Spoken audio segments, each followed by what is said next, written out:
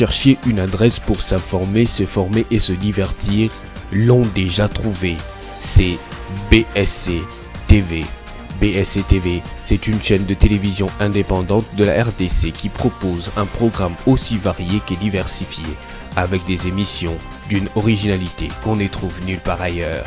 Branchez-vous 24 heures sur 24 sur BSC TV pour découvrir l'actualité dans toutes ses facettes, pour vous évader ou encore vous enrichir culturellement. BSC TV, c'est enfin le support qui vous transporte vers votre public pour la promotion de vos affaires et de vos produits à des prix défiant toute concurrence. Branchez-vous sur BSC TV sur TNT Canal 47 ou en international sur Orao Telecom Bouquet RDC Canal 28. Contact Avenue Tango, numéro 2, quartier GB, non loin du HCR. Téléphone plus 243 89 17 49 379.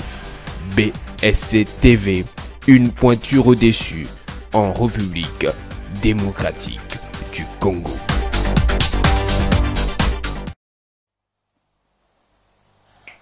Mesdames et messieurs, bonjour et bienvenue dans ce nouveau numéro face à la BSC.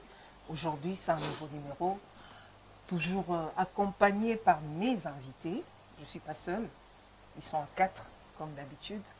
Vous allez les découvrir avec moi, mais aujourd'hui, au menu, on va parler du speech du président de la République à l'ONU, mais aussi du projet budgétaire 2023.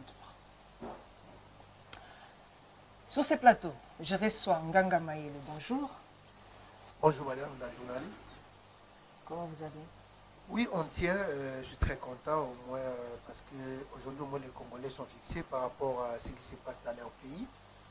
Les traitements qui réservent la complicité de la communauté internationale à grande échelle. Aujourd'hui, au moins, les Congolais peuvent reconnaître qu'ils ont un chef de l'État responsable qui prend les taureaux par ses cornes pour expliquer la situation, la véritable situation de la République démocratique du Congo. Et j'ose croire que les ennemis de la République démocratique du Congo, ils sont en difficulté, comme on l'a dit. Ils ont droit à sous forme d'un prophète pour les délivrer, pour qu'ils comprennent qu'aujourd'hui, les Congos ont pris des avancées sur le plan diplomatique pour que sa voix soit entendue dans le monde entier. Jonathan Ngwele.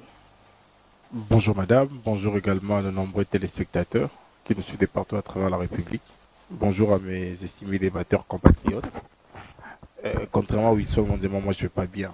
Moi je ne vais pas bien parce que Bunagana est pris depuis 100 jours maintenant par l'armée rwandaise. Et que depuis 100 jours maintenant, chaque jour, l'État congolais perd 70 millions de dollars en termes de taxes et redevances. S'il faut calculer fois 100, on a perdu plus de 70 millions de dollars. Et ça ne me permettrait pas de dire ici que je vais bien accepter ou ovationner les discours du fils Aya Marthe. C'est un peu jouer les jeux de ces puissances qui ont avoué qu'ils ont été impuissants. Parce que le discours de Guterres dit clairement que le monde entier ne peut nullement nous aider. Et comme tel est repris comme thématique, je pense que nous allons émettre des avis qui permettra à l'opinion de comprendre qu'en réalité, la situation sécuritaire de la RDC souffre de cette carence de politique sécuritaire. D'où votre brassard. Évidemment, pour plairer avec ce qui pleure chaque jour, parce qu'il faut le dire, c'est chaque jour que les Congolais tombent.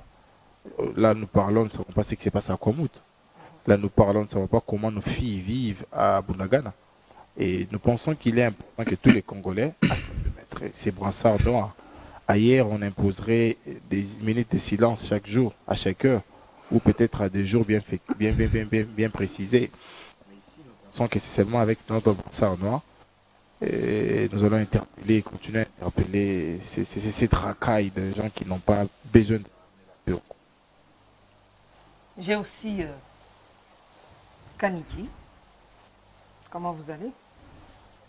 Ça va par la grâce de Dieu, parce que vous savez, lorsque vous vous réveillez le matin et que vous pouvez marcher, vous pouvez aller à gauche et à droite, eh ben, nous ne pouvons que dire merci à notre Seigneur. Mais au-delà de ça, ça va aussi Parce que nous, à l'ACP, à l'Alliance Congolais Progressiste, nous restons sereins. Parce que nous sommes de ceux-là qui sont optimistes par rapport à notre pays. Nous savons ceci que malgré les difficultés, malgré tout ce que nous connaissons, mais nous allons en sortir toujours gagnants. Mais laissez-moi rapidement profiter de votre micro pour dire un petit mot à l'autorité morale. Eh bien, nous disons tout simplement heureux et bon anniversaire à lui, parce que hier déjà, c'était son jour. Voilà pourquoi nous lui souhaitons toutes les bonnes choses et que l'Éternel puisse le garder afin qu'il continue à être au service de son pays, de sa nation, mais plus particulièrement des Quinois et Quinoises pour qui il travaille. Merci beaucoup. L'autorité morale, c'est M. Gentili Ngobila. Exactement. Monsieur le gouverneur de la ville de Kinshasa. Voilà. Monsieur Claude Ngoma, soyez le bienvenu. Merci beaucoup, madame. Bonjour à mes débatteurs de cet après-midi et grand coucou à l'initiateur du parti Nouvel Élan, l'autorité morale, le camarade Adolphe Mozito. Mais madame, je ne saurais pas terminer mon propos sans ramasser mes biscuits. Et aujourd'hui, madame, je ne peux pas comprendre cette escroquerie et vol organisé au niveau du ministère de la Santé ainsi que l'organe technique qui est l'INRP. En continuant à percevoir la taxe Covid à l'aéroport d'Ndjili. $50 de la taxe Covid pour ceux qui font l'Europe ou les vols étrangers et $15 pour les vols nationaux. Alors qu'il y a eu levé de mesures liées à la pandémie Covid-19. Le port de masque n'est plus exigé. Le lave-main ici et là, non, il n'y en a plus. On était habitué chaque semaine, chaque week-end à la courbe liée à l'évolution de la pandémie. Mais aujourd'hui, pandémie zéro à Kinshasa, puisque Mouyembe n'en parle plus de courbe ou d'évolution. Mais ce qui est aberrant, comment Mouyembe peut continuer à percevoir la taxe de $50? Et le trafic au niveau de l'aéroport international d'Ndjili, c'est compté ou estimé au moins à 3000 voyageurs chaque jour. Faisons cette arithmétique, $50 fois 3500, fois 3000 passagers, et ça c'est le jour. Le ministre de la Santé ne dit rien. Mais comment on peut continuer à ponctionner l'argent du contribuable comme ça? Or, en son temps, on savait que cet argent soutenait les efforts liés à la pandémie, tels que les boîtes de l'eau, tout ça là, les détergents et autres. Mais aujourd'hui, comment ils peuvent justifier cet argent? Et il y a opacité autour de la gestion de ces taxes prélevées. Et ici, j'en appelle au gouvernement central de pouvoir lever les options, de prendre des décisions pour qu'on arrête de prélever ces taxes dites de Covid. Voilà, merci. Soyez le bienvenu. Avant de continuer, si vous venez à peine de nous capter, vous pouvez aussi nous suivre en direct sur les réseaux sociaux. On est sur Facebook comme YouTube avec le même nom, BSC TV. Au même moment. Mais avant d'entrer dans les vifs du sujet, on va d'abord retourner de l'autre côté pour suivre ces speeches et on revient sur le plateau. En dépit de ma bonne volonté, remercié par l'agression et le soutien des groupes armés terroristes qui ravagent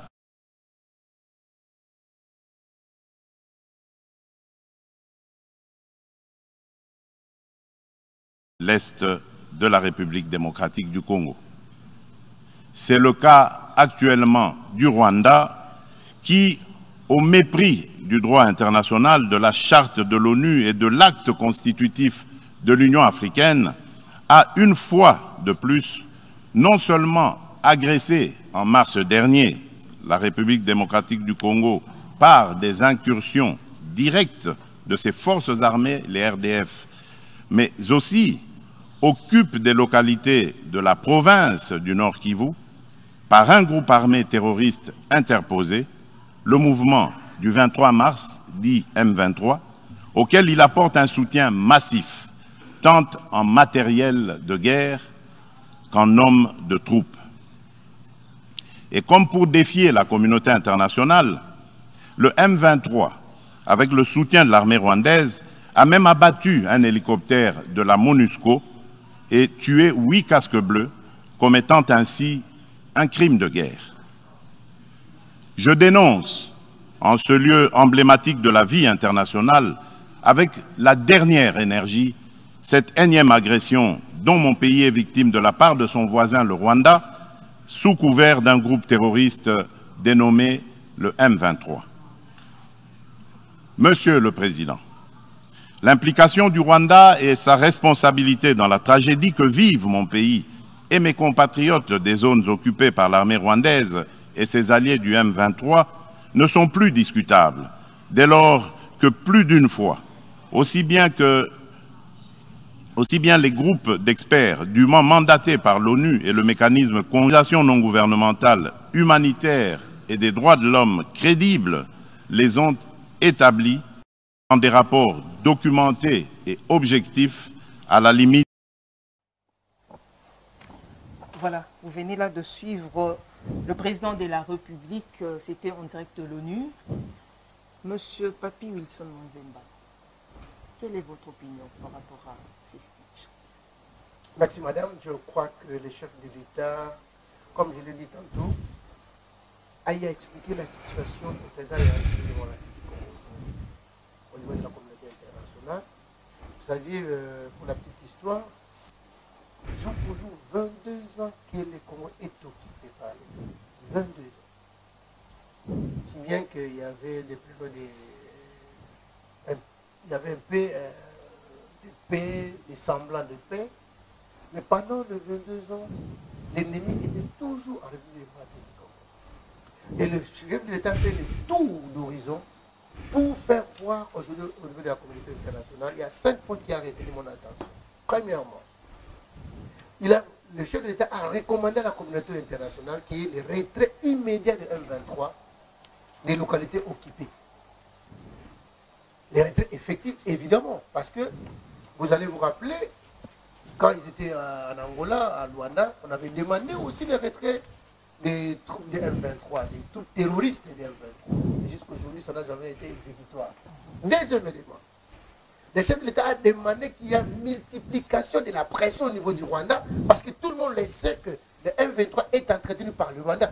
Guterres l'a dit, sous une autre forme, pour dire que les armes ne viennent pas de la forêt, et où tu as Zambate, et où tu as quelque part, ça vient de quelque part. Les quelque part, tout le monde le sait. Et que c'est le Rwanda qui est en train d'alimenter le M23. Le M23 détient les armes de guerre sophistiquées. Dixit Guterres. Or, le Congo a toujours réclamé depuis la nuit des temps que nous sommes occupés par les Rwandais. Nous sommes agressés par les Rwandais. Il n'y a personne qui a fait attention à cela. Troisième point. Le chef de l'État a voulu qu'on puisse appuyer, que la communauté internationale puisse appuyer la poursuite du processus de Nairobi. Évidemment, vous savez qu'avec le processus de Nairobi, on avait soulevé le point où, d'abord, les discussions sur la force régionale. Et cette force-là, jusqu'à aujourd'hui, n'a jamais été mise au service, parce qu'il y a encore des États qui sont réticents vu la posture de la communauté internationale. Donc le complot est au niveau international. Quatrième point. Le chef de l'État a voulu demander à la communauté internationale d'encourager les actions du président Ouhou ainsi que le président Jean Lorenzo. Parce que nous savions que ces deux médiateurs, ils sont en train de poursuivre, et au niveau de l'IA et au niveau de la CEAC, pour qu'il y ait l'effectivité de la mise en place des troupes qui devront venir en aide avec la République démocratique du Congo. Parce que l'ONU aujourd'hui, il a prouvé à ses limites. Personne ne peut le nier. L'ONU, nous savions que c'est une force mondiale qui est en République démocratique du Congo, que moi, à un moment donné, je me dis, nous sommes sous la gestion de l'ONU depuis 20 ans. Cinquième point. Le chef de l'État est allé sans embâche pour la lever de tous les obstacles par rapport à l'armée congolaise. Vous savez, jusqu'à aujourd'hui, notre armée n'est plus formée par les Américains, ni les Israéliens. Seul le Français qui commence d'une manière un peu maussade, et la Belgique, pour revenir par rapport à la coopération militaire. Et le chef de l'État veut que ça soit plus apparenté, qu'elle soit plus claire. Comment expliquer, nous sommes une armée nationale, nous ne pouvons pas nous acheter des armes. Et il a demandé qu'il a levé immédiat de l'embargo sur l'armée, sur les armes de la République démocratique du Congo. Comment expliquer, nous devons commencer par demander les autorisations où nous sommes un pays souverain. Donc, aujourd'hui au moins, l'embargo, s'il a levé sur l'achat des armes, nous devons les acheter parce que, comment expliquer, un groupe armé, où nous on sous-entend que ce sont des rebelles congolais, dans les M23, que Guterres dit qu'il détient les armes modernes et sophistiquées. Et ça n'en procure où? Il s'en procure au Rwanda. Et bien griffé sur les armes, c'est la Chine. Et la Chine a dit en République démocratique, moi je n'ai jamais vendu les armes à M23, j'ai vendu les armes qu'on a retrouvées au Rwanda. Donc, aujourd'hui au moins, c'est par là que j'avais dit, j'ai là seulement des satisfactions parce que tout ce qui s'est mijoté sous les cartes, le chef de l'État a eu l'occasion favorable pour expliquer. Et en plus, il a recommandé que les rapports, si bien que les rapports avec complaisance, avec toute la complicité de la communauté internationale, qu'il donne ça quand même aux membres du Conseil de sécurité, qu'ils les lisent. Pourquoi les rapports n'ont jamais été lus et mis à la place publique? Pourquoi cela? Parce que le Rwanda est accusé et le Rwanda a fait un effort de créer un lobbying pour bloquer la publication de ces rapports-là. Donc, voilà la démarche. C'est par là que moi j'ai dit, les Congolais, moi personnellement j'ai un sentiment de satisfaction et j'encourage le chef de l'État de continuer. Le ministre des Affaires étrangères, le vice-premier ministre, bravo, chapeau bas, parce que les Congolais aujourd'hui, hier au moins, j'ai eu un sommet légèrement paisible, si bien que Bunagana est entre les mains des ennemis, mais du moins, notre armée va se reconstituer et nous allons récupérer Bunagana. Sans oublier, l'Est de la République démocratique du Congo était sous l'emprise de la rébellion plus de 4 ans. Et entre autres, Bunagana était là-dedans. Mais on ne l'encourage pas, mais on veut à tout prix la reprise de Bunagana. Ok, Monsieur Jonathan, vous êtes de même avis. Votre opinion d'abord par rapport au speech. Je ne peux pas être de même avis que lui. Je ne peux pas en tout cas. C'est lui que la sorcellerie qui peut... Je ne peux pas, voilà. Vous avez évolué avec le mot, c'était la haine, maintenant c'est la sorcellerie. Oui, bon. Voilà, c'est bon. Avant 2023, on en aura encore un autre vocabulaire. Okay. La question de la participation active de la RDC à la 77e session de l'Assemblée générale des Nations Unies, déjà pour nous n'est pas une nouveauté. Parce que la RDC a pris parole à la 74e, la 75e, la 76e et il a encore pris à la 77e. À la prise de parole de la RDC à la 74e, on n'avait pas pris Bunagana. À la 75e, on n'avait pas pris Bunagana. À la 76e, on n'avait pas pris Bunagana. Et après avoir pris parole à la 76e, on a pris Bunagana. Devons-nous comprendre qu'on n'a pas eu le temps nécessaire pour alerter sur la menace de l'atteinte à la sécurité intérieure de l'État qui s'est posée déjà en son temps. Voilà pourquoi nous n'avons pas alerté ou on a fait un dessein. Un élément. Deuxièmement, aujourd'hui, il y a des États ou des nations, tant au niveau mondial qu'africain, qui ont largement démontré que la question de la sécurité des États ne devait nullement dépendre d'une quelconque organisation, régionale ou mondiale soit-il. La preuve la plus simple, c'est le Mali, avec Assimi Goïta, qui a décidé de manière libre et souveraine de chasser l'amunissement. Je n'ai pas dit demander à partir, mais chasser l'amunissement. En plus, il a demandé à la CEDEAO de ne pas envoyer même un homme. Et la Côte d'Ivoire s'est entêtée, il a envoyé des infiltrés, il les a arrêtés, il les a condamnés à la prison à vie. Et plus grave encore, il a écrit et il a dit ouvertement au secrétaire des Nations Unies que je ne peux pas, moi, aller prendre parole, m'asseoir à vos côtés. Pourtant, c'est vous qui nous avez maintenus dans les situations de Boko Haram. Plus grave encore, il y a un autre chef d'État qui a décidé de retirer sa demande de prise de parole et sa participation parce que chez lui, il n'y a pas de courant. On l'appelle Cyril Ramaphosa. L'Afrique du Sud manque du courant pendant 24 heures et le président décide de tout abandonner pour rentrer, régler la question du courant. Vous comprenez que la question où les questions d'État doivent être prises avec hauteur, avec sagesse. J'ai noté 3 points, moi. Il a identifié nommément les auteurs ou l'auteur de notre insécurité, avec plus de 6 fois où il a cité son nom. Les Rwandais, nous le disons depuis plus de 10 ans. Il est allé avec de preuves. Il a parlé de l'avion, il a parlé du rapport des Nations Unies. Et il a fait un état de lieu de notre état de siège. Est-ce là un discours que nous voulons écouter avec ces 3 synthèses? Ou nous voulons nous écouter un discours intimidatrice, comme l'a fait Mobutu, comme l'a fait Muammar el-Kadhafi? Parce que les auteurs, nous les connaissons depuis. Les preuves, nous l'avons depuis. L'état de siège, nous l'avons depuis. Qu'est-ce que le monde entier a à voir avec tous ces 3 éléments? Élément de plus. Et dans les demandes, il a demandé aux États du monde de faire pression pour que les M23 partent. Les M23 qui est un mouvement rebelle, bon, aujourd'hui ils ont évolué, ils sont terroristes. Et avec quel moyen de pression, si ce n'est pas les sons des armes de guerre, ils pourront partir. S'il s'agit de la pression, nous avons été à Nairobi. Nous avons été en face ici au Congo-Brazzaville avec le président Sassou Nguesso qui a fait également cette déclaration. Nous avons été à Kampala. Nous avons été à Luanda. Toutes ces résolutions-là ont constitué en quelque sorte les moyens de pression. Mais est-ce que ces gens ont écouté? Ils n'ont pas écouté parce que pour eux... On doit peut-être changer des tactiques. Madame, on doit changer non seulement des tactiques, mais on doit rentrer sur ce que dit la Constitution de la République. Article 91. Je n'aimerais pas lire parce que le temps nous fait défaut. L'État congolais est le responsable de sa sécurité. On lui impose le droit à elle de définir sa politique sécuritaire. Aujourd'hui, la politique sécuritaire de la RDC table sur quoi? S'il faut lire les réseaux sociaux et même les sites officiels de la présidence sénégalaise, vous allez comprendre que pour les questions de sécurité, ils tablent sur 3 faits. 1, la formation.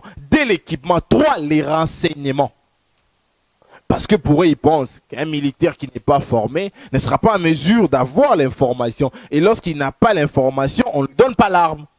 Voilà pourquoi on doit former, on doit lui donner l'équipement et on doit lui donner l'information pour chercher l'information. La nôtre, nous tablons sur quoi? Nous tablons sur quoi? Aujourd'hui, madame, parler au effort, citer que c'est les Rwandais, nous sommes d'accord. Mais les mêmes Rwandais là, vous avez pris part avec lui à la conférence de la East Community africaine. Et là, pourquoi n'avez-vous pas pris le courage de dire en face à Kagame que c'est vous qui financez? J'ai encore visualisé la déclaration des chefs d'État de la East Community africaine hier. Et nulle part, j'ai vu où on pointait Kagame, vous, c'est vous Kagame. Mais devant les Nations Unies, on s'est complet à les faire. Nous sommes d'accord. Mais déjà, quand on parle du Rwanda, c'est pas pointé? Madame, ça serait mieux de les faire peut-être dans la East Community africaine. Parce que là, vous êtes à 7 ans. Et il est là avec vous. Et hier, Kagame n'était pas là, il sera là aujourd'hui pour rendre son discours. Pourquoi ne pas agir sur terrain? Si vous faites ça la question, aujourd'hui c'est 100 jours que Bunagana est occupé. Nous avons une armée régulière avec plus de 150 000 hommes. Vous allez me dire que les M23 a 150 000 hommes. Déjà la cité lui-même ne peut contenir que 4 000 hommes. La cité de Bunagana, 4 000 hommes. Les max c'est 5 à 6 000. Et si vous envoyez 10 000 hommes là-bas, ces M23 vont résister. Et moi je pense qu'aujourd'hui, la question de la sécurité du Congo est vraiment prise à la légère. Vous imaginez que cette constitution, madame, donne le droit au fils Marthe de convoquer ce qu'on appelle les conseils supérieurs de la défense. Où pas seulement les autorités militaires et même les chefs de corps prennent part pour décider de qui donnera les moyens, qui donnera la tactique et qui va encourager. Parce que lorsque le chef du gouvernement est là, c'est pour le moyen. Lorsque les chefs d'état-major est là et ces 4 adjoints sont là, c'est pour la tactique. Et lorsque les chefs des corps sont là, c'est pour leur motivation. Parce qu'ils motivent. Mais pourquoi on ne les fait pas? Depuis la prise de Bunagana, madame, prenez les 4 dernières réunions du Conseil des ministres. Nulle part on parle de la question de Bunagana. Nulle part. Nulle part. On s'est permis plutôt d'encourager le mieux payé des chefs de service. On s'est permis d'encourager celui qui déloge les gens alors que les mots délogement n'existent plus dans le jargon juridique de la RDC. Peut-être on ne parle pas publiquement, mais... Madame, vous savez, nos filles, nos femmes, nos frères... Non, j'aimerais d'ailleurs vous ajouter un mot là. Nos frères, nos femmes, nos enfants, nos filles qui vivent à Bunagana n'ont pas besoin que nous les disions qu'aujourd'hui on va attaquer. Non. Un simple mot, dans la logique où nous sommes avec vous. Un gouvernement d'appui qui se prononce. M. Mouyaya, dans son discours, il dit les gouvernements continuent à manifester l'élan de solidarité. Ces mots-là, c'est seulement ces mots-là. Vous ne savez pas comment ça va consoler les cœurs, comment ça va motiver les hommes au sol. Mais vous les faites déjà, vous êtes patriote, c'est une bonne chose. Mais il faut encore dire, moi je l'ai fait parce que je suis congolais. Mais certains ne doivent pas les faire parce qu'ils sont dirigeants, mais parce qu'ils ont les prérogatives constitutionnelles pour les faire.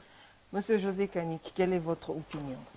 Merci beaucoup pour la parole. Vous savez, M. Ngwele, moi je connais très bien Rationnel et il fait preuve de bon sens, mais quelquefois, il va dans son envolée d'opposants radicaux, je ne sais pas pourquoi. Déjà, j'aimerais lui signifier que la sécurité de notre pays ne dépend pas des organisations. Ça, c'est clair. Voilà pourquoi nous avons une armée. Voilà pourquoi nous avons une police. Voilà pourquoi nous avons un service de renseignement. Mais au-delà de ça, nous ne vivons pas quand même en vase clos. Nous ne sommes pas la Corée du Nord, et même la Corée du Nord a des relations. Nous faisons partie et nous avons accepté, notre pays a accepté de faire partie plutôt des organisations internationales, telles que l'ONU, telles que la CEDEAO, telles que l'EAC, telles que tel quoi. Alors, lorsque nous faisons partie de ces organisations, nous devons avoir notre droit de parole. Et c'est dans ce cadre-là que le chef de l'État a parlé. Et c'est tout à fait normal, donc il doit s'apaiser à ce niveau-là. Voilà. Entre la sécurité et l'électricité, qu'est-ce qui est primordial pour nous, la RDC? Certes, tous les pays d'Afrique ou tous les pays du monde n'ont pas les mêmes priorités. Si pour l'Afrique du Sud, c'est l'électricité, libre à eux, nous sommes tout à fait d'accord. Mais encore que, il y a des organes qui s'occupent de l'électricité dans notre pays. Mais le chef de l'État était dans son droit, en tant que garant de la nation, d'aller parler au niveau des Nations Unies. Voilà un peu. Voilà, la politique de la défense. Mais, si je ne m'abuse, l'avant-dernière conseil des ministres, l'avant-dernier conseil des ministres, mais on a eu à adopter pour la première fois, 62 ans après, vous imaginez, la politique de la défense de la RDC, proposer ces projets. C'était le 8 septembre, si je ne m'abuse, où on parle des 6 points. Il y a la connaissance, il y a l'anticipation, il y a la prévention, il y en a. Je lui demande tout simplement d'aller s'informer s'il n'est pas informé. Par rapport au discours du chef de l'État, madame, j'ai trouvé un chef de l'État déterminé, un chef de l'État précis, un chef d'État concis, un chef d'État chirurgical. Toujours avec des discours. Mais tous ces chefs d'État qui sont là, c'est avec des discours. Mais quand on va... Mais le peuple congolais n'a plus besoin de discours. Donc il ne fallait pas qu'on y aille. En fait, vous voulez nous dire, madame, ici, qu'il ne fallait pas que le chef de l'État aille. Il était présent. Madame, nous avons accepté de faire partie de ces organisations. Oui ou non, nous avons eu notre temps de parole. C'est tout à fait normal. N'entrons pas même pas dans ce sens-là. Parlons du discours, de ce qui a été dit. Là, nous sommes tout à fait d'accord. Mais ne demandez pas au chef de l'État de rester ici. Il va là-bas parce que c'est aussi son boulot. Et il l'a fait. Je continue en disant ceci, madame. Le chef de l'État a mis la MONUSCO par rapport au dire d'Antonio Guterres, secrétaire général des Nations Unies, et il a mis les Nations Unies contre un mur. Vous vous imaginez qu'aujourd'hui, pour la première fois, l'ONU déclare son incompétence.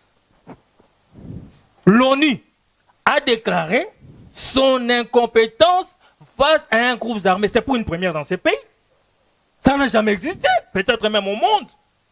Donc, c'est grâce aussi à cette diplomatie-là qui a pu mettre contre mur ces organisations. Il y a de l'hypocrisie dans tout ce qui s'est fait.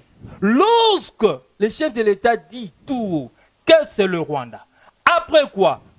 Après les renseignements internes, après le travail de nos services de renseignement, après ce que l'armée a eu à faire dans notre pays, le chef de l'État dit clairement que c'est le Rwanda, c'est ceci, mais aussi après les rapports des enquêteurs de l'ONU. Mais vous vous imaginez que la haute autorité de ces Nations Unies est incapable de dire clairement que c'est le Rwanda. Il joue à une certaine ambivalence, à une certaine hypocrisie, alors que ces éléments qui étaient sur les terrains, c'est-à-dire les enquêteurs de l'ONU, ont dit haut et fort, à travers leur rapport, qu'il y a le soutien total en armes sophistiquées, comme ils sont en train de faire la promotion de ces armes, du côté du Rwanda. Donc, nous voulons dire ceci. Le chef de l'État a bien dit les choses, il a bien formulé les choses, il était dans le temps, il a dit tout clairement ce que le Congolais pense et disent. Maintenant, nous devons passer à la seconde étape. Au-delà de ce qui s'est fait ou de ce qui a été dit au niveau des Nations Unies, qu'est-ce que cette communauté entre guillemets internationale pourra encore reprocher au chef de l'État ou bien à la RDC? Ils nous disent de négocier, de parlementer avec le Rwanda. Mais les opposants que vous avez sur ce plateau, c'est ça qu'ils reprochent au chef de l'État. Donc le chef de l'État était déjà dans cette optique-là, depuis son avènement au pouvoir. Et il a même rappelé, lorsque j'arrive au pouvoir, j'ai dit au lieu de nous faire la guerre, jetons des ponts, travaillons pour l'intérêt, non seulement de nos pays, du peuple, de nos peuples, mais aussi de la sous-région.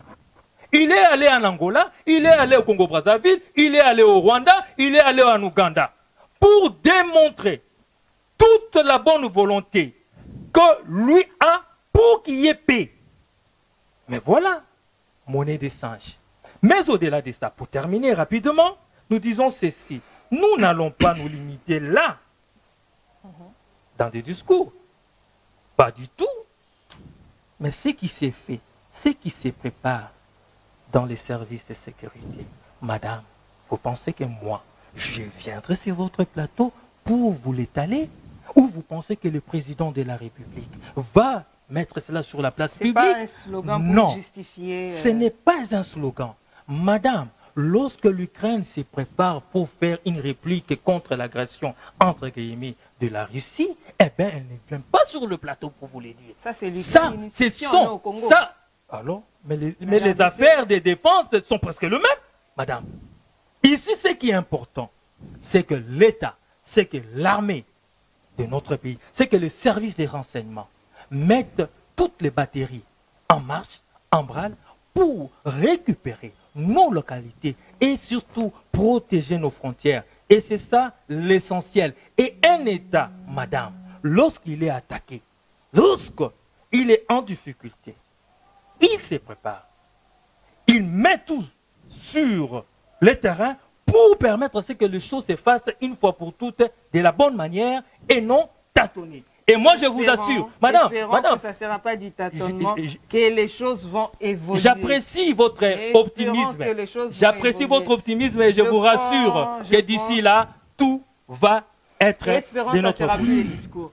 Monsieur Claude Ngoma, votre opinion par rapport au discours du chef de l'État? Bien, madame, je vais arriver à son speech, mais ici, nous devons savoir d'abord poser le principe. Le principe est que chaque État doit être souverain. Chaque État doit avoir le moyen pour amener à bon sa politique ou ses politiques. Dans le cas sous examen, je parle de la politique sécuritaire. Madame, aujourd'hui, le régime de M. Félix Antoine Tshilombo analyse mal la question. Les diagnostics qui sont faits, ce sont des diagnostics qui ne tiennent pas la route. Et donc, les remèdes proposés ne font pas en sorte que le Congo, mon pays, ma nation, soit guéri de ces maux d'insécurité qui sévit partout, sur toute l'étendue de la République. Pourquoi? Parce que le pouvoir en place a failli. L'État a failli à ses objectifs et à ses devoirs. C'est ça le grand problème. vous souffrez de la malaria, mais voilà, on vous donne l'aspirine. Mais vous allez mourir, madame. Vous allez mourir, le corps va céder, l'esprit va se sauver. Et ici, au Congo, voilà que nous avons un groupe de gens qui diagnostiquent mal la question sécuritaire, madame. Aujourd'hui, l'opinion doit retenir ceci, que notre pays, la RDC, est victime d'un complot à l'international. Par manque d'analyse sérieuse, voilà que M. Tshilombo continue d'être berné. Il est allé dans tous les pays du monde. Pour lui, il pense que la paix nous viendra d'ailleurs. Or, la paix va passer seulement par notre souveraineté. Et la souveraineté nationale, c'est notre force, capacité, notre forte capacité d'organisation. Mais voilà qu'aujourd'hui, l'État n'est pas organisé. Conséquence, l'insécurité partout. Bunagana, 100 jours, Yaka été qui se battent, Kinshasa Kuluna, ici et là, l'absence de l'autorité de l'État criant sur toute la ligne, sur toute l'étendue de la République. Et ça là, ça repose sur les épaules de M. Félix Antoine Tshilombo. Parce qu'il en a la responsabilité. Madame, la question sécuritaire, c'est une question éminemment importante. C'est une question qui doit préoccuper au plus haut niveau tous les Congolais. Ici, il n'y a pas de clivage, parce que c'est notre pays, c'est notre terre qui est menacée. Voyez-vous, je prends M. Tshisekedi au tribunal des Nations Unies. Là où j'ai aimé, c'est quand il a insisté sur la levée des embargos. C'est là où moi ça m'a intéressé. La levée des embargos, oui, c'est là où moi ça m'a intéressé, qu'il doit mettre en place une très bonne politique liée à la diplomatie pour que finalement un jour nous obtenons cette levée. Vous pensez que si on enlevait l'embargo, on va changer les tactiques? Non, c'est-à-dire que nous sommes souverains. Un pays souverain, vous ne pouvez pas le contraindre à des conditionnalités. Et surtout, quelles sont ces conditionnalités? Des achats des armes pour garantir et assurer, voilà donc sa souveraineté. Donc c'est comme s'il y a une partie de notre souveraineté qui est confisquée aux Occidentaux. Et là, moi, je suis d'accord avec lui. Mais il ne doit pas s'arrêter seulement au niveau des dires. Parce qu'il y a des concepts qui rentrent en ligne de compte. Dans la diplomatie, il y a les dires et les faire. Là, M. Félix Antoine Tshilombo est dans les dires, il est dans les verbes. J'attends de lui maintenant qu'il passe à la vitesse supérieure, c'est lui de mettre en place une pression diplomatique pour que nous ayons obtenu, pour que nous obtenions cette levée de l'embargo. Mais là où moi je ne suis pas d'accord avec M. Félix Antoine Tshilombo, quand il continue à pleurnicher en dénonçant l'implication du Rwanda ici et là, c'est là où moi je... Non, ça ce n'est pas la diplomatie, madame. Ça ce n'est pas la diplomatie. Le Rwanda, c'est tout le monde, même mon premier fils Bab qui a 12 ans. Il sait que nous sommes agressés par le Rwanda. Oui. Nous sommes agressés par le Rwanda.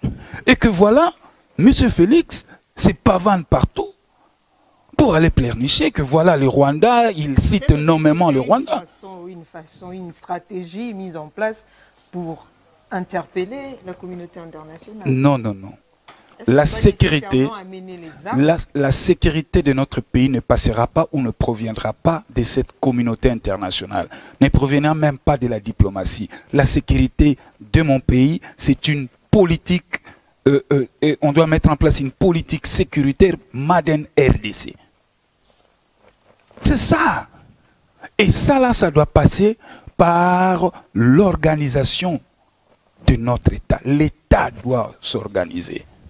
Et quand nous voyons aujourd'hui, nous parlons aujourd'hui sécurité, ce n'est pas avec Tshisekedi aujourd'hui. C'est depuis Kabila, c'est depuis Mobutu. Mais aujourd'hui, M. Félix arrive au pouvoir, incapable de faire des réformes autour de notre armée. Alors que lui-même, à l'opposition, ne cessait de le dire, que voilà notre armée est infiltrée. Mais une fois dedans au pouvoir, il a le commande des manettes. Cette phrase-là, ce discours-là, il en a pris, il a oublié. Peut-être au second mandat. J'arrive, madame. Parlons de réforme. Parce que quand nous parlons de la sécurité, notre sécurité doit passer forcément par l'armée et la police. Est-ce que le gouvernement met suffisamment de moyens pour notre armée et notre police? J'ai dit non. Est-ce que le gouvernement a procédé à des réformes visant à auditer notre armée, à assainir notre armée? Non. Est-ce qu'il y a une très bonne politique de recrutement au sein de notre armée et de nos forces de la police? Est-ce qu'il y a du sérieux dedans? Je dirais non. Et tout ça, c'est parce que l'État est totalement démissionnaire.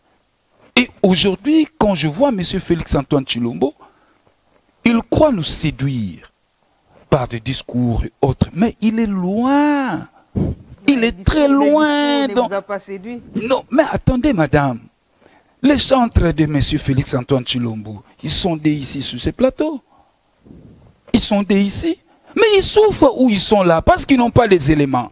Mais si les discours ne vous a pas séduit, donc, quand on va récupérer Bunagana, vous ne serez pas aussi séduit? Madame, parlons-en de Bunagana, je ne cite pas là. L'opinion doit retenir, un, qu'à Bunagana, il n'y a eu pas examen d'État.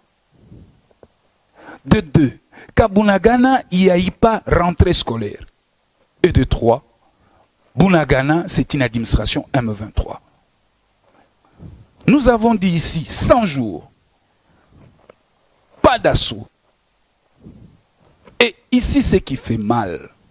M. Félix-Antoine Tshilombo, dans son speech, il a évoqué l'état de siège. Mais lui-même, il a oublié, c'est lui le signataire, c'est lui qui a pris cette ordonnance. Monsieur le Président, vous pouvez encore relire les objectifs de votre ordonnance décrétant l'état de siège. Parce que si on enlevait ça, la sécurité sera réglée. non, attendez, on ne peut jamais parler de l'état de siège sans que nous ayons à l'esprit les objectifs liés à l'état de siège en prenant cette ordonnance. Ok, monsieur Ngoma. L'ordonnance décrétant l'état de siège n'avait pas l'objectif de dénoncer. N'avait pas l'objectif de pouvoir citer nommément le Rwanda. On va changer un peu de tactique cette fois-là. On va commencer avec M. Ngele. L'ONU parle des armes sophistiquées. Tout le monde en parle. Est-ce que ce n'est pas une façon pour endormir la RDC pour ne pas attaquer le groupe rebelle? Madame, vous savez, des fois je me complais un peu à rire quand j'écoute les discours de nos débatteurs de l'Union sacrée. Comme toujours, sans coordination, sans siège, sans guide. Il faut le dire, ils sont là, ils se battent d'eux-mêmes. Si vous posez la question de la dernière réunion de l'Union sacrée s'est tenue où, ils ne seront pas en mesure de le dire. Qui en est le coordonnateur, ils ne seront pas en mesure de le dire. Qui en est l'auteur de la vision. Si on a les droits, voilà. Ça va faciliter la tâche. Avant de répondre à votre question, parce qu'effectivement, je considère également que les Nations Unies, étant conscientes désormais de leur faiblesse, ils veulent également nous obliger à danser la même musique qu'eux pour finalement balkaniser au fait ou baliser la voie vers la balkanisation de notre pays. Mais avant, je vais revenir un peu en arrière. La sécurité et l'électricité marchent de pair. Lorsque vous êtes dans le noir, c'est l'insécurité qui vous guette. Donc pour le président Ramaphosa, la question de l'électricité demeure la clé. Vous imaginez, pour avoir fait 2 ou 3 tours là-bas, ils ont l'air maniaques de vivre, les Sud-Africains. Ils ont l'air comportement. Les laisser dans le noir pendant 30 ou 40 minutes, exactement, les gens vont perdre de bien. Beaucoup même. Et que lorsqu'on évolue, j'ai parlé du discours de la responsabilité. Assimi Goïta refuse de partir parce qu'il pense que c'est les Nations Unies par l'aménagement qui a favorisé les Boko Haram. Et lorsqu'on me dit ici qu'il y avait des raisons pour aller là-bas, pourtant tu as Kwamout, je me dis sûrement on s'est payé. Et lorsqu'on me dit qu'il était temps de dire haut et fort, alors que ce que le secrétaire général relayé, son porte-parole l'a dit ici. Et à son porte-parole, on a imposé le refoulement, l'expulsion en langage diplomatique. Alors que la personne qui lui a donné ce qu'il a dit, parce qu'il faut dire, le porte-parole dit que ce que son chef dit, vous invite, vous partez. Et avant même que vous preniez parole, il parle pour redire ce que son porte-parole a dit. Est-ce qu'on doit avoir quel niveau pour comprendre ça? On doit lire quoi pour être en mesure de déchiffrer ça? Et on va encore plus loin, on vous dit, lorsque l'Ukraine se prépare, il ne dit pas chaque jour, chaque 1 heure, le président Zelensky tient les réunions de crise. Chaque 1 heure, après 1 heure. Et lorsque la Russie est attaquée par la voie aérienne, il a dit au effort que nous allons maintenant imposer nos antimissiles au sol. Et vous avez compris que lorsque la Russie tire, c'est neutralisé. Parce qu'il avait dit qu'ils ont imposé les antimissiles au sol. Et il a même révélé encore que pour éviter les attaques de nos centres nucléaires, s'il faut l'appeler comme ça, nous allons mettre des chars devant. Et c'est les chars qui ont été mis devant. La RDC, c'est un problème d'organisation. C'est un problème de volonté, madame. Zelensky a plus de volonté de ramener la paix dans son pays. Et chez nous, on n'en a pas. C'est la volonté. En clair. On a peur des armes sophistiquées. En clair, madame, on parle de la levée des embargos. Mon estimé Claude l'a dit. Cette politique devait être la résultante d'une diplomatie réellement efficace. Parce que pour lever ces obstacles-là, parce que les jargons embargo, d'ailleurs, on n'en parle plus, c'est les votes individuels des États. Donc il faut y mener un lobby fort pour convaincre ces États-là à voter pour vous. Et non, ça s'abstenir comme la Chine l'a fait par exemple. C'était une voie de plus qu'il fallait capitaliser. Mais lorsqu'on n'est pas en mesure de les faire, tout comme on a échoué à réussir à faire élire Faustin Luanga à la tête de la SADC, ça veut dire en réalité on ne sait pas sur quoi on table. La politique en matière diplomatique d'ailleurs de son table est sur quoi? Aujourd'hui, moi je m'attendais qu'après ces discours, les mercredis quand je me lève à 6 h, on me dit qu'on a rappelé Madame Alice, notre ambassadrice plutôt, au Rwanda. Je m'attendais à ça, la première des réactions. Parce qu'on a pointé nommément les pays où lui loge, où lui réside actuellement. En quelque sorte, ceux qui ont maîtrisé le droit de la vie internationale vous parleront de la situation de mise en insécurité de notre plénipotentiaire. On l'a mis en insécurité actuellement. Mais lorsque vous prenez ce courage-là, de dire haut et fort, mais l'ambassadeur de cet État-là, vous le laissez ici. Votre ambassadeur là-bas, vous le laissez là-bas. Les QG de Rwandais demeurent au Rwanda. Cette courtoisie ne devait pas l'être pour un État agresseur. Ne devait pas l'être pour un État génocidaire. Parce que là, c'est les Congolais qui meurent. Ce n'est pas les Rwandais qui ont en train de perdre sa vie. Ce sont les Congolais. Le Rwanda demandait aussi à la MONUSCO de quitter. Madame, nous avons... Bon, nous l'avons dit en retard. Je vous ai dit au Mali, il a donné 24 heures à l'aménagement des partis. Et ils sont partis. 24 heures, ils n'attendaient pas prolongation, donner le temps. Assimi Goïta ne connaît pas ça. Et pourquoi pas chez nous? Joseph Kabila a donné 6 mois. Il a demandé 6 mois pour partir. Kabila est parti, on a prolongé. À la première prise de parole, à la 4e réunion session des Nations Unies, nous avons souhaité cette prolongation-là. Et on l'a obtenue. Quel était le mobile? Pourquoi vouloir prolonger alors que votre prédécesseur a demandé le départ? C'est en fait ça des questions clés. Et aujourd'hui, ils ont compris que l'État congolais ne s'assume pas assez. Voilà pourquoi nous devons la berner. Et arrêtez, j'allais dire, les gouvernants congolais ne s'assument pas assez. Merci, madame. Papi Wilson Monzemba Nganga Maele, vous pensez que tout le monde parle des armes sophistiquées? C'est pas une façon de faire taire la RDC ou bien de faire peur à la RDC de ne pas attaquer? Merci beaucoup. C'est l'incompétence notoire de la communauté internationale à travers l'ONU. Je serai un peu plus dur par rapport à mes propos vis-à-vis de la communauté internationale parce que le complot est tellement ourdi.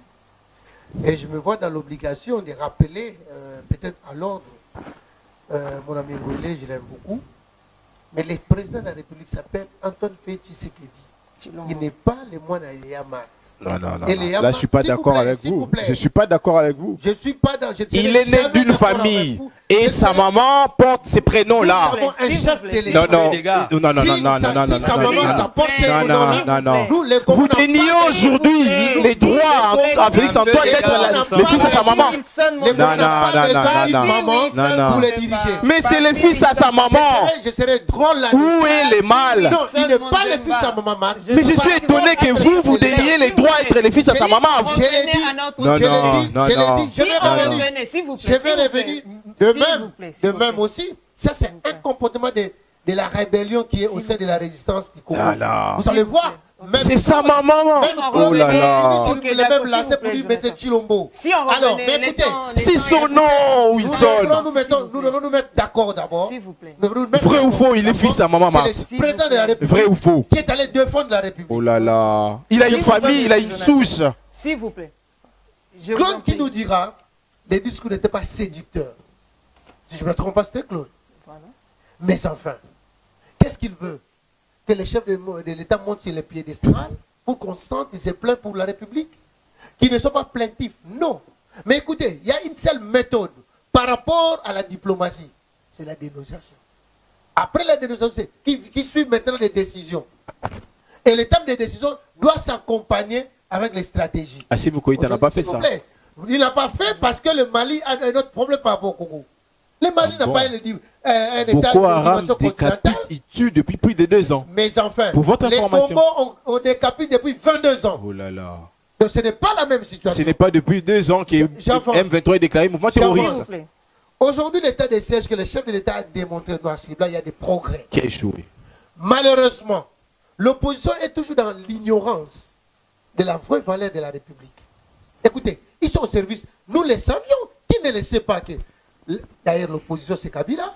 L'opposition n'est pas Martin Fayoulou ou Mouzito. Et ils sont dans la résistance, qui est la rébellion, qui n'existe pas dans la constitution que lui, il est en train de nous démontrer ici, qui n'a jamais existé. Dites-moi, là où on reconnaît la résistance dans ces pays, Je vais vous ça répondre. n'existait pas. J'avance. L'État congolais s'assume. Si ni était cela, en dehors de Bunagana, Kassindi, vous vous rappelez, madame, on a tiré sur les Congolais par la MONUSCO à Kassindi. Donc, on peut aussi récupérer Kassindi si l'État congolais ne s'assumait pas. Alors, au moment où ça fait 100 jours, ils n'ont pas avancé d'un iota. Les enfants, ils n'ont pas avancé, Claude. Vous n'allez pas me contredire. Mais l'argent part. Ils sont Je toujours à l'ai bout. dit. Les gens vivent sous la terreur. Mes enfants, Peut-être qu'on violente aussi nos frères et sœurs là-bas. vous êtes au stade Oh de là faire là. une thérapie au sein de la résistance. Vous êtes au stade de faire une thérapie schématique. Je suis désolé. Soyez Parce que patriotes. c'est là où vous avez dit que... C'est une partie du territoire national. Mais attends, Oh là quand là. vous êtes dans les thérapies de schématique, Félix Tshisekedi n'est pas là. Oh là là. Lui, dans la théorie, dans la thérapie de conversion, nous sommes allés dans le front. Nous résistons d'abord contre l'ennemi pour qu'il n'avance pas. Et en même temps, nous comptons avec la diplomatie agissante. Alors, comment expliquer un État où vous-même, le fils de la maison, vous dénigrez votre État parce qu'il y a un problème d'intérêt personnel? Ah, non, je m'inscris en faux. Je suis désolé. Parce que si Félix Tshisekedi il a fait un diagnostic plus avancé, il ne veut pas donner le placebo congolais. Il ne dit pas ça. Parce qu'il dit, ben, écoutez, Félix Tshisekedi est dans des promesses, il est dans des pourparlers. Non, Claude, je suis désolé, il n'est pas dans là. Si c'était que dans ça, aujourd'hui, il ne pouvait pas voir le commandement militaire changer. Et c'est par là que aujourd'hui nous observons la calmie au niveau de l'état de siège. Dites-moi, Claude, évaluons ensemble. Tu es fort en mathématiques, je le sais. C'est vrai que tu as couru au droit. Mais dites-moi, on tue combien de Congolais par mois au Congo? 3400 Congolais par mois dans la zone du Touri. Mais aujourd'hui, au moins, on est à moins de 10%. C'est pas ça la raison qui fera que Bunagana soit toujours en Madame, train de rebelle. les efforts sont consentis et les efforts doivent être constatés. Nous les constatons ensemble. Qui ne le sait pas que, si bien que Bunagana, moi je suis congolais, de père et de mère, différemment de leurs leaders qui sont au Cameroun, qui sont des juifs, différemment. Mais moi je suis un Congolais de père et de mère. Et le souci qui m'anime aujourd'hui, c'est Bounagana. Je ne peux pas me taire pour Faut ajouter Kouamout aussi. Et je n'en disconviens pas. Kouamout est entretenu par qui? Mais pose la question à Mouzito. Mouzito connaît la vraie vérité. Qui nous disent quand même. Ah bon? Mais attends, Mouzito le sait. Quand il est allé voir le Mororo, c'est pas lui qui nous a mené la communication. Il a eu des problèmes avec Kabila. Ah bon? Qui est aujourd'hui votre partenaire privilégié. Pose la question à Kabila. Ok. Pourquoi on ne lui pose pas la question? On parle d'un conflit interethnique. Des tribus mais qui écoutez, se battent. écoutez, Ça, c'est simple à comprendre. Vous vous rappelez les Oh là là, on parle, là on parle de Teke et Yaka. On parle de Teke et de Yaka. On parle pas de Yelou. On ne va pas miroiter les Congolais. Je vous arrache la parole. Claude Ngoma. Je suis désolé, madame de Comment, quand l'ONU parle des armes sophistiquées, c'est pour faire peur à la RDC, pour ne pas réagir, ou c'est comment?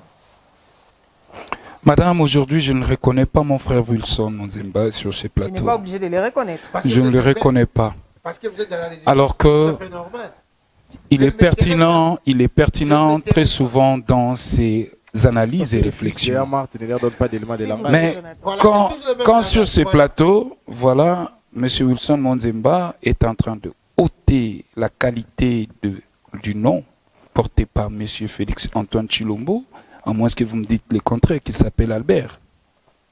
Je sais que vous avez fait les droits.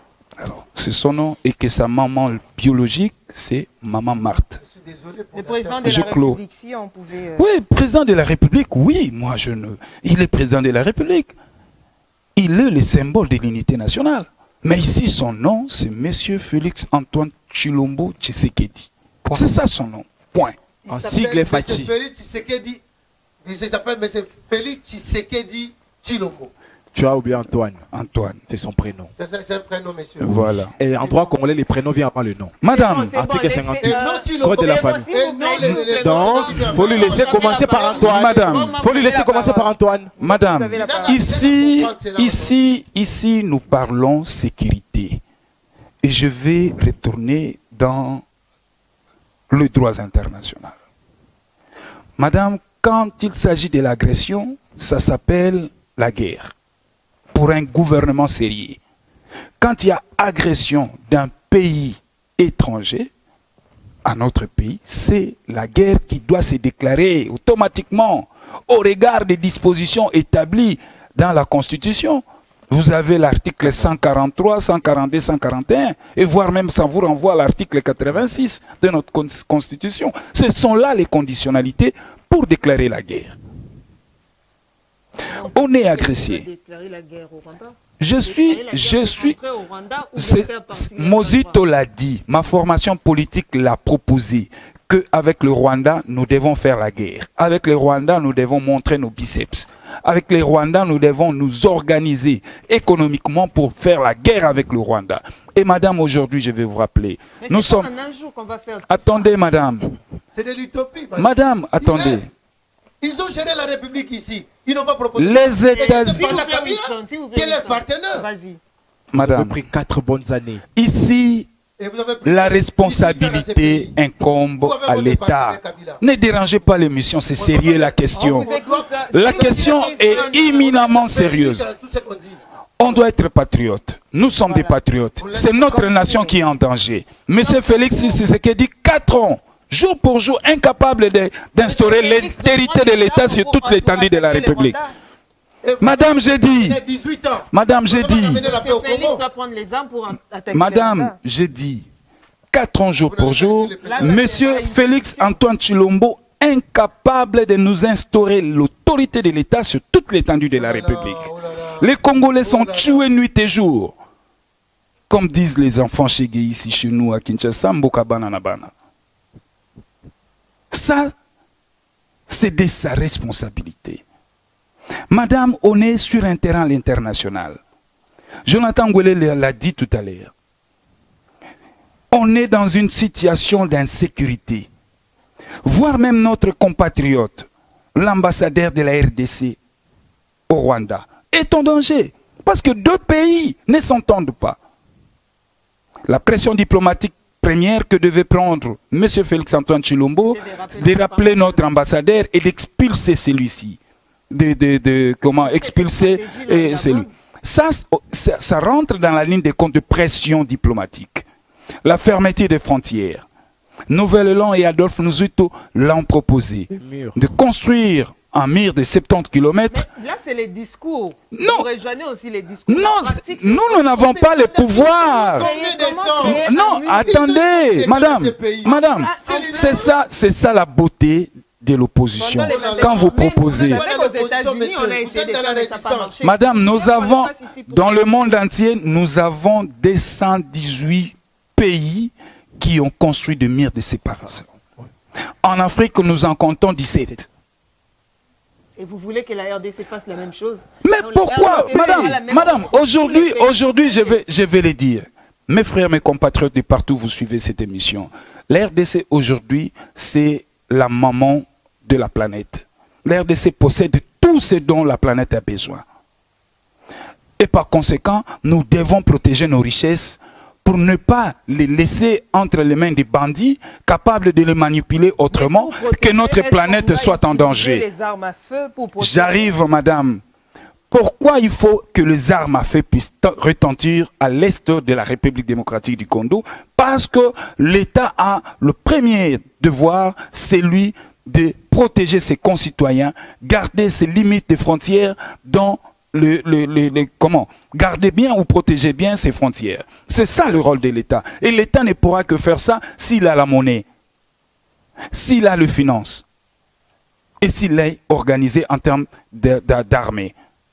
Les États-Unis aujourd'hui ont près de 300 000 hommes. Non, je dis 400 000. Nous avons 120 000 hommes. Le Rwanda à côté ici, ils ont 12 000 hommes. Bunagana, on n'arrive pas, Félix Tshisekedi n'arrive pas à nous organiser les fronts pour que Bunagana soit récupéré. Mais c'est pas. J'arrive, madame. C'est pas ça la réalité. C'est pas dit que Monsieur le Président ou l'armée congolaise. Attendez, madame. Madame, j'atterris, madame. Ça fait très mal. Nos mamans, nos femmes, nos oncles ne savent pas partir au champ. Parce qu'il y a l'insécurité. Et cette insécurité, on nous a assiégés par les étrangers. Les Rwandais sont aussi. Mais qu'est-ce qui manque à M. Félix-Antoine Tshilombo? De nous organiser les fronts. On a dit, c'est-à-dire, nous devons tenir, comment, une réunion de crise. Mais vous pensez qu'on ne le fait pas? Dites-moi, Ngwele l'a dit ici, combien de conseils de ministres est tenu? Conseil de sécurité. Combien? Non, madame. On planifie la question. On a planifié, mais jusque-là, on n'est pas à leur place. On ne va pas décider. Madame, ok, j'arrive, madame. Madame, ok, regarde-moi encore ces régimes ici. Nous sommes allés à la communauté Yes Afrique, où cette communauté est composée de 6 pays dans la sous-région, plus la RDC, ça fait 7. Les 6 pays qui composent essentiellement cette communauté, il y en a 4 pays qui convoitent nos sols, nos sous-sols. Le Rwanda, Ouganda, Burundi. Mais tout le monde. Mais attendez, madame. Non, non. Madame, Guterres l'a dit. Guterres, vous savez ce que Guterres... Non, attendez, laissez-moi évoluer. Je chute. Non, laissez-moi évoluer. On ne prend pas en considération les pays africains. Nous voulons la communauté internationale. Mais la même communauté internationale... Madame, ça, ce que je vais dire ici, madame, attendez, ce que je vais dire ici n'engage pas mon parti politique.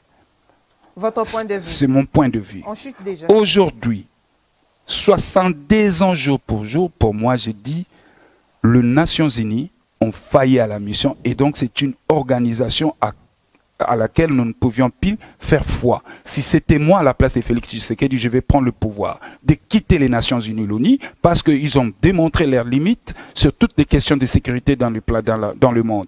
Tous les pays du monde qui connaissent des insécurités, c'est grâce à cette communauté. Attendez, aujourd'hui, il y a une autre communauté qui monte en force. Vous avez la Chine, vous avez le Brésil, vous avez l'Inde, vous avez la Russie, l'Afrique du Sud. Pourquoi ne pas aller là-bas? Espérons. Monsieur Kaniki, les armes sophistiquées, c'est un slogan pour empêcher la RDC d'attaquer. Vous savez, et défendre son territoire, madame, ses territoires. J'ai sourié lorsque mon très cher compatriote Ngoma était en train de parler parce que il était dans l'amalgame, dans du tout, au fait, il ne savait même pas quoi dire. Mais seulement, madame, s'il vous plaît, il serait mieux de chronométrer les temps de parole. Je continue. Les temps. Non, non, s'il vous plaît. Vas-y. Je continue en disant ceci. Pendant des années, M. Ngoma que vous voyez ici a reproché au chef de l'État le fait qu'il n'indexait pas les pays agresseurs. Ce n'est pas, il faut dire que c'est le Rwanda. Il a perdu Rwanda. C'était l'hymne national de Claude Ngoma. Et du lamoukiste à ma droite, bien sûr. Aujourd'hui que le chef de l'État dit clairement à la face du monde que c'est le Rwanda. Le voilà, il change son fusil d'épaule et il commence encore à reprocher au chef de l'État de citer le nom du Rwanda. Si vous plaît, non, mais je suis dedans, madame. Non, madame, laissez-moi argumenter. Argumenter, donnez votre argumentaire, il n'y a pas de souci. S'il vous plaît, merci beaucoup. J'essaie d'élaguer certaines choses.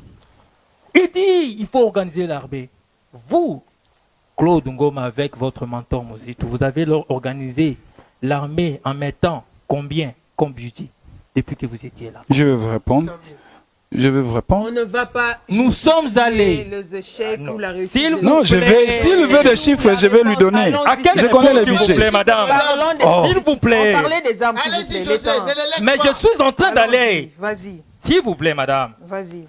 Nous, on avait le budget de l'armée était à 350 millions. Voilà. Aujourd'hui, nous dépassons les 450 millions. Donc, nous avons fait mieux que vous. Nous sommes dans ce processus. J'ai dit, nous dépassons les 450 millions. Ah, vous dépassez aujourd'hui. Mais oui, donc nous avons fait mieux que vous. Nous, à 4 ans, ce n'est pas 18 ans. Nous, à 4 ans, on a pris, on est arrivé à 350 millions. Madame, appelez-le. Je continue. Nous, c'est à 4 ans. Je continue en disant ceci. Madame, lorsque nous arrivons au pouvoir, nous trouvons les 175 localités et villages entre les mains des groupes armés. Aujourd'hui, nous les récupérons. Ça, c'est une bonne Citez-les. Je continue en disant ceci. Je continue en disant ceci. Vous allez sur Bunagana. Vous allez nous parler encore de comparaison. Nous devons comparer. Pourquoi? Parce que l'État se gère au quotidien.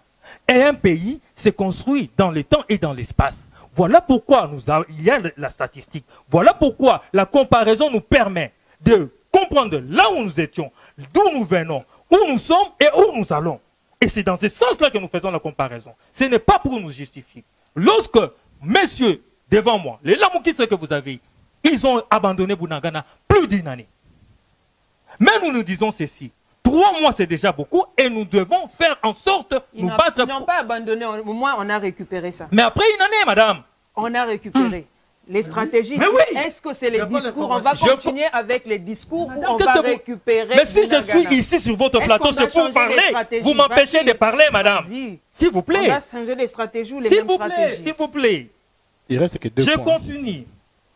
Vous avez déjà parlé des localités. Je pose la question à M. Mozito. Mozito avait déclaré la guerre à qui? Puisque c'est dans... S'il vous plaît, s'il vous plaît, M. José. Ici, c'est mon plateau. C'est moi qui pose des questions. Si vous pouvez répondre directement au lieu de lui poser des questions. Il n'y a pas de réponse directe. Parce que si je me mettais à les répondre, il ne va pas évoluer. S'il vous plaît, Claude. On ne parle pas de Mozito. Si on peut aller droit au but. Mais vous pensez de leçons, oui ou non? Vous pensez que les armes sophistiquées, c'est une façon de faire peur à la RDC? Madame, je m'inscris en faux. Dans ce sens où vous voulez régenter mon raisonnement. Non. Là, je ne suis pas d'accord avec vous. Non. Mais je continue en disant ceci. S'il vous plaît, madame. Là, c'est la statistique. S'il vous plaît, je continue. Je continue en disant ceci. Pour déclarer la guerre. Oui, il faut déclarer la guerre. Aujourd'hui, vous êtes donneur de leçons. Vous aviez déclaré la guerre à qui? Mozito était président de la République. Par rapport aux armes. Est-ce que cette compétence revenait à Mozito comme Premier ministre? Non, parce qu'il a dit. Est-ce que la compétence revenait à Mozito? Mozito n'a jamais été Premier ministre, président de la République. Pourquoi vous m'arrachez la parole? Vous pensez que pour la réforme de l'armée, une fois de plus, je suis pas d'accord avec vous. De l'extérieur? Franchement, pour la réforme de l'armée, on doit dépendre de l'extérieur. Je suis pas désolé. Je suis vraiment Madame, vous allez convenir avec moi et que de par nos attributs constitutionnels, c'est notre pouvoir sacro-saint. La preuve, c'est que l'ordonnance numéro 22 003, 17 janvier 2022, qui fixe les attributs et compétences des ministères, nous donne, nous, les devoirs de l'organisation et réarmement et même équipement de notre armée. Je vais vous lire la compétence du ministère de la Défense, qui est chargé de cette question-là. Les ministres de la Défense, ils s'occupent de la défense et de l'intégrité territoriale, de l'organisation et la structuration de forces armées. Ce n'est pas l'ONU. C'est à la RDC. Et ça, on a donné à un ministère. Et qui a dit que c'est à la RDC? S'il vous plaît, José. Qui a dit que c'est à la S'il vous plaît, qui a dit que c'est à l'ONU? Jonathan, continue. La question de madame la journaliste était de savoir si la question de l'organisation, nous devons par hypothèse les confier soit à notre armée ou à ces organisations qui nous intimident avec des discours tels qu'ils sont plus armés que nous. Et j'ai répondu à cette question. Et j'évolue encore pour dire que les questions de l'administration et approvisionnement des forces armées sont encore reprises dans les attributs du ministère de la Défense. Et si vous faisiez ces petits efforts-là d'aller chercher les journaux officiels et les minutieusement lire, vous aurez des éléments de langage pour votre pouvoir. Vous comprenez qu'en réalité, madame, que la question le projet de la politique de la défense, c'est vous qui l'avez fait? C'est vous qui l'avez fait? Non, c'est le ministère. Madame, cette ordonnance qui entra en vigueur à la date de sa signature date du 7 janvier 2022. Jour pour jour, plus de 8 mois. Soit on savait qu'on devait organiser cette politique en se référant à cette ordonnance-loi, soit on l'ignorait. Et si on l'ignorait, c'est grave. Parce que plus de 8 mois passés, grâce à la carence de l'existence de cette politique sécuritaire, nous avons perdu une partie du territoire national, qu'on appelle la cité Bunagana. Et que peut-être, si l'on avait fait ça à temps, nous n'aurions pas su, ou nous n'aurions pas vécu actuellement ce que nous vivons à Kwamout. La faiblesse de ces leaderships de l'Union sacrée, les malheurs du Congo actuellement, la carence dans la maîtrise gouvernementale, les stages que nous fustigeons depuis plus de 3 ans maintenant. Vous avez fait l'école de guerre, vous? Vous êtes un spécialiste à l'école de guerre. À l'école de guerre, on n'apprend pas à faire la guerre. Vous avez fait. Vous êtes à l'école de guerre. Vous donnez, faire la leçon aux experts militaires. Papi Wilson Monzemba, vous pensez que arrêtez un peu. Dépend de la communauté internationale? Non, mais non, c'est l'émanation de l'État. Et Félix ne l'a jamais demandé à qui que ce soit pour preuve. La politique de la... Je peux avoir mon ordonnance, c'est précieux pour moi, madame. Aujourd'hui, vous avez eu l'augmentation du budget de l'armée. 3,8%. S'il vous plaît. Oui, je vous donne les chiffres. Jonathan, s'il vous plaît. Vous êtes à la résistance, vous n'avez jamais donné les chiffres. S'il vous plaît. Vous n'avez jamais donné les chiffres. Aujourd'hui, au moins, vous voyez, le président s'organise par rapport même au partenariat avec les Français, avec les Belges, où les 3 bataillons qui ont pu récupérer les bastions de Codeco sont formés par les Belges et ils sont mis en œuvre.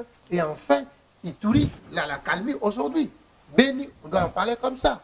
Donc, il y a des efforts qui sont en train d'être faits. Et si la communauté internationale, comme ils sont incompétents par rapport à leur mission, comme l'a dit Claude tout à l'heure, là, je vais marcher avec lui pour dire que nous sommes capables de quitter l'ONU et nous sommes capables d'aller aussi, même dans les BRICS, ou d'aller aussi s'accommoder avec l'Union soviétique pour juste récupérer notre territoire. Et ça, c'est l'apanage du chef de l'État. Il le fait fidèlement. Et Antoine Félix Tshisekedi a la volonté manifeste pour que la manière de libérer de la communauté internationale, que nous fassions un effort, que la sérénité et la paix en République démocratique du Congo. Malheur aux oiseaux qui ne comprennent pas que le problème du Congo n'est pas le problème de Félix Tshisekedi seul. C'est le problème de tous. Nous tous devons être unis. En ce net moment, je regrette de le dire. Pour voir Fayoulou qui est un bon danseur, mais il se mijote pour faire une déclaration pour dire que, écoutez, on a besoin des élections. Il faut. Mais qui vient faire Fayoulou ici? Et Fayoulou qui n'est qu'un acteur politique. Un leader politique, un acteur politique. Mais qui n'a pas la signature, il faut le dire. Alors, lorsque nous sommes appelés comme leaders d'opinion, nous devons donner l'espoir à notre peuple. Il ne préside pas le Conseil de la Défense. On n'a pas besoin. Moins encore le Conseil des ministres. Lui, au moins, il attendait qui sont des organes de décision. Supérieur. Ça, je peux lui rappeler. Ce sont des organes de décision. Il attendait le Conseil supérieur que, même si tu es mécontent de ça, hein, je peux lui rappeler ça comme ça. Mais pour dire que, aujourd'hui, les Congolais tous, ils sont unis pour récupérer Bunagana. En prière. Et le chef de l'État, pas en prière. Même dans parce qu'en décision, c'est vous. Mais lorsque la brigade tenue par le colonel Mavinga, qui a délogé les Codeco, était en train de travailler, est-ce que c'était la prière? C'est l'armée qui était sur le terrain. Ce sont les stratégies militaires que nous ne pouvons pas étaler sur cette table. Mais le plateau nous facilite au moins que nous appelons les Congolais tous à la conscience nationale. Et l'esprit patriotique. Ah, d'ailleurs, j'ai dit, le président Félix Tshisekedi aujourd'hui au moins, son nom est écrit dans les panthéons parce que d'abord, il a eu le courage et l'audace du patriotisme. Kadhafi l'a fait. Il n'y a pas comparé. Kadhafi l'a fait. Voilà. Aujourd'hui, au moins, on a un chef de l'État responsable, communicant. Et non comme leur partenaire qui était Baba, qui ne faisait pour communiquer pas. Et qui collaborait toujours avec l'ennemi en vendant une partie, même pas hypothéquée, hein, en vendant la souveraineté de la République démocratique du Congo, que même les minéraux du Congo n'ont jamais été vendus ici. Et Kabila les a laissés et aujourd'hui sont partenaires. Merci, tous ils sont des lâches. Merci Wilson. José Kaniki, vous pensez que pour la réforme de l'armée, on a besoin de la communauté internationale? Madame, je vous ai dit ceci, nous ne vivons pas en vase clos. C'est de la responsabilité de notre gouvernement et le gouvernement a des partenaires. Les partenaires sont des pays africains, des pays européens et j'en passe. J'aimerais signaler ici, nous pouvons aller vers les BRICS. Je vais revenir sur votre question, tout à fait d'accord. Mais et la Chine et la Russie et tous ces pays que vous me citez là n'ont pas quitté l'ONU d'abord. Bien qu'ils ont cette organisation-là, mais eux-mêmes n'ont pas quitté l'ONU. Pourquoi vous nous demandez de quitter l'ONU? Ce sont des partenaires. Je continue par rapport à votre question. Et lorsque nous sommes en partenariat, il y a, n'est-ce pas, des échanges par rapport à la formation. Des pays plus expérimentés dans la formation des armées, ils peuvent nous aider. C'est dans ce sens-là que nous pouvons compter sur d'autres pays par rapport au partenariat. Lorsque nous parlons des conditionnalités par rapport à l'acquisition des armes, mais c'est parce que tout simplement nous avons accepté d'être dans ces Nations Unies, dans cette organisation. Mais maintenant, le problème c'est que ces Nations Unies jouent un mauvais jeu. Parce que vous nous dites clairement que vous êtes incompétents. L'ennemi a des armes sophistiquées qui viennent de quelque part. Mensonge. Vous savez très bien à travers vos enquêteurs que ces armes viennent du Rwanda. Vous dites que l'armée, plutôt l'M23, a des armes sophistiquées. Maintenant, comment la RDC doit s'équiper pour faire face, ainsi protéger ses frontières? Vous mettez des critères, vous mettez des conditionnalités. Imaginons qu'on ait acheté des armes à gauche, en Russie, en Chine, je prends l'exemple, 100, 200, et j'en passe.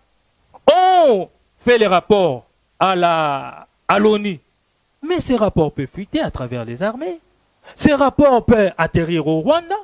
Et vous aurez une armée et une logistique alors que vos ennemis ont déjà connaissance de vos armes, de votre logistique.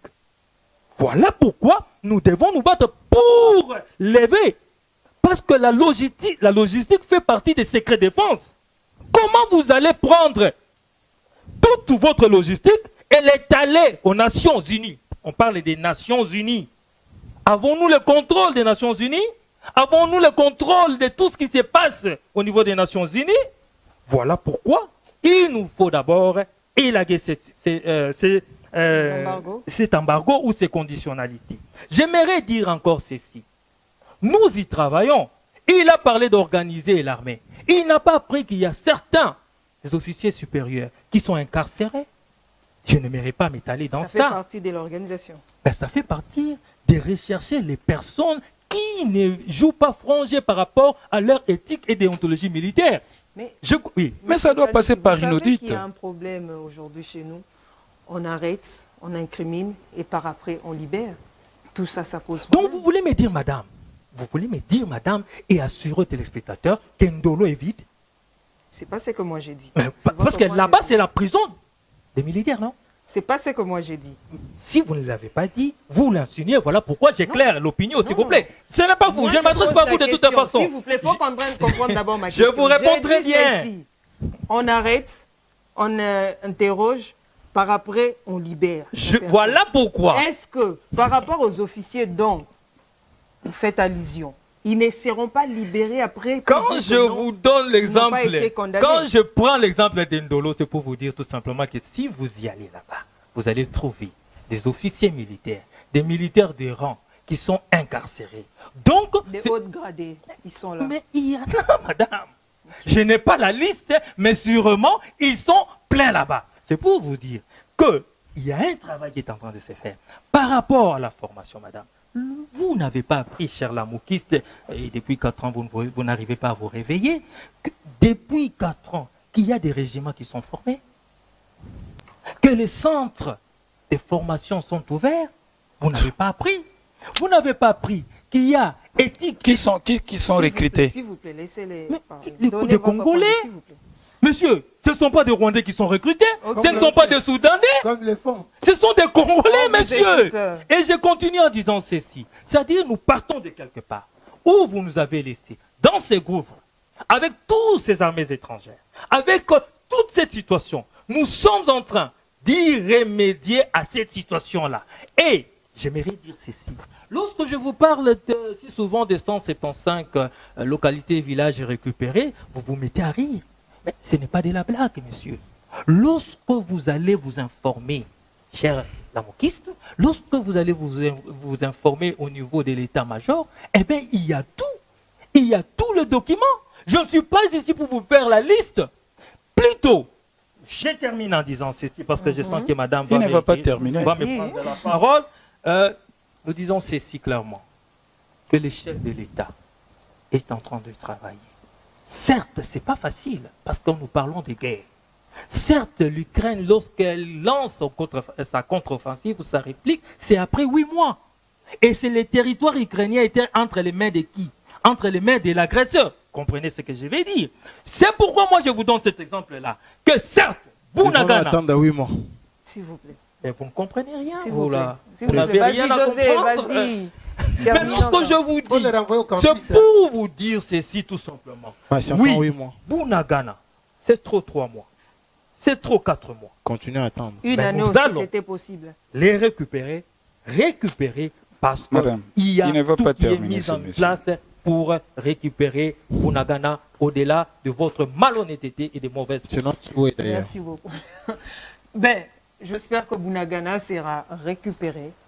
Ça, on n'attendra pas 8 mois, 10 mois, 1 année, comme a fait les autres. Sûrement, il y a des plans déjà bien élaborés pour récupérer Bunagana. Claude Ngoma. Cette fois-ci, vous m'avez laissé parler. Madame,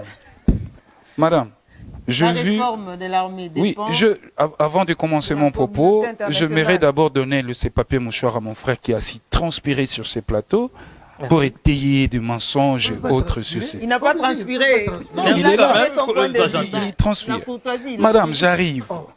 Tout à l'heure, il a demandé à mon estimé confrère que s'il a fait l'école militaire. Mais mon cher ami, Sylvain Mutombo, ancien ministre de la Défense, il n'a jamais fait l'école militaire. Ici, nous sommes des politiques. Attendez. Mais il a été ministre de la Défense nationale. Non, parce qu'il a dit ici tout à l'heure. Non, tout à l'heure. Acceptez aussi que Jonathan aussi est un politique. Et que vous n'allez pas... Non, madame. J'ai répondu sur ça. Pourquoi? Parce que... Non, j'ai répondu sur ça. Parce que...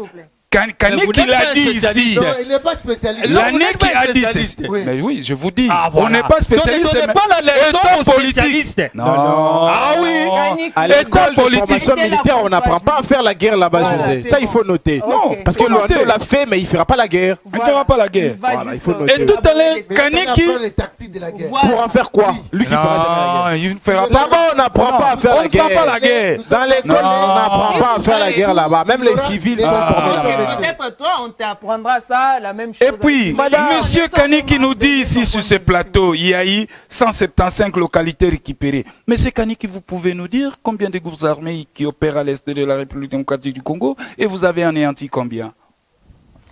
J'arrive. Les connexions sont débattables. Il y en a au nombre de combien vous avez éradiqué, vous avez neutralisé combien? J'arrive. Et aujourd'hui, madame, nous parlons de la paix à l'Est, l'insécurité à l'Est de la République démocratique du Congo. Mais regarde ces gouvernements irresponsables. Avec un budget, j'arrive madame, avec un budget de près de 14 milliards, 6 millions de dollars, voilà, on donne 3 points. J'arrive. S'il vous plaît. Bon, ok, je mets ça de côté. Madame, la réforme de l'armée s'impose. En faisant quoi? La réforme de l'armée s'impose. Et ici, moi, je vous dis, cette réforme, elle doit passer. Non, ça relève de la souveraineté nationale, madame. Ça relève de la souveraineté nationale. Et cette réforme doit passer, par l'audit de l'armée. Ou, après l'audit, nous devons assainir notre armée. Là où José Kani qui venait de dire, voilà, il y a des généraux qui ont été condamnés et tout ça là. Non, ça ne doit pas se passer comme ça. Ça doit passer par l'assainissement de notre armée, extirper de notre armée. Mais comment on arrive à ça? J'arrive. Tout à l'heure, madame. Monsieur Kani, c'est pas en enfermant. J'arrive. En mettant les autres en prison, c'est ça. Mais c'est pas ça. En prison, c'est-à-dire il y a infraction. Non, attendez, on arrive. Est-ce que ça sera comme ça avec tous les éléments? Non. Arrive. Attendez. Madame, tout à l'heure, je venais de poser la question ici à monsieur José Kani. Il a parlé du recrutement. Je lui ai posé la question. Je lui pose la question. À son temps d'antenne, il va me répondre. Je lui ai posé la question de savoir, vous recrutez qui? Des jeunes Congolais. Il y a des jeunes Congolais. Voilà. Et ça, vous allez nous dire que vous êtes en train de construire une nouvelle armée. Madame, le recrutement de notre armée doit passer par les universités. J'arrive. Non, attendez, madame. Madame. On ne parle même pas des enfants, des jeunes de 18 ans, 19 ans, 20 ans. Madame, madame, nous sommes dans une période. De toute façon, quand les pubs, les spots non, madame. Non, madame, attendez. Madame, attendez. C'est une question sérieuse. Ne me relancez pas comme ça. Vous allez me perdre la non, je ne perds pas votre fil d'idée. Madame. Assainir, auditer et assainir notre armée, ça s'impose. Le recrutement de notre armée doit passer, doit passer par les universités. On doit recruter des universitaires. Parce que cette armée, il ne faudrait pas qu'il y ait des badauds au sein de cette armée. Vous allez m'excuser les termes. Peut-être ça va déranger les sensibilités. Oui, Mobutu a son temps pour construire cette armée. J'arrive, madame. Quand vous parlez des universitaires, ceux qui ont fini l'université ou bien ceux qui sont en plein... Madame, quand je parle des universitaires, ceux qui sont dans les classes de recrutement et voire même ceux qui sont en terminale. Ce sont ces tranches d'âge-là qu'on doit recruter. Pourquoi? Parce qu'à l'armée, nous devons avoir des intellos. Mobutu l'a fait en 1975. Dans notre armée, il n'y a pas? Non, parce que ceux qui sont là, est-ce qu'aujourd'hui, on peut encore avoir des généraux comme des Elouki? Il n'y en a pas.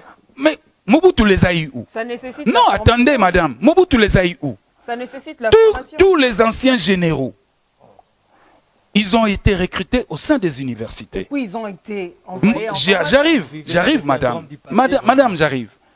Le recrutement de notre armée, pourquoi j'insiste, ça doit passer par les universités. Pourquoi? Parce que nous devons donner une qualité à notre armée au niveau du commandement. Voyez-vous?